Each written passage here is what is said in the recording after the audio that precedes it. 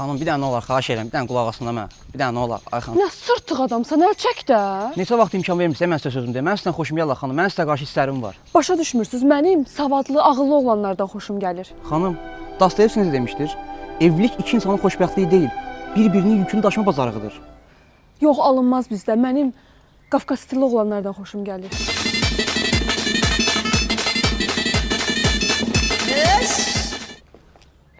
Nə sırtıq adamdır ya bu. Mən qayğıkeş, qulluğumda duran adam istəyirəm. Qulluğunuzdayım xanım. Ürəyiniz nə istəsə mənə deyin, mən sizə gözəl ləzzət təyyarlarını gətirim, nuş edə bilərsiniz. İşə düşdükdə. Sən cüllüdə oxşayırsan, mənim idmançı oğlanlardan xoşum gəlir.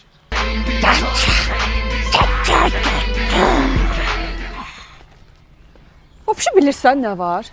Mənim oğlanlardan xoşum gəlir. Mənim marağım qızdaradır. Xanım, ay xanım. Ay qız, mən bilmirdim ki, bacıçka, sən əvvəldə qızlara xoşun gəlir. Bu sən yoxlayırdın da, canın yansın, sənin nə qəşəng şey deyil.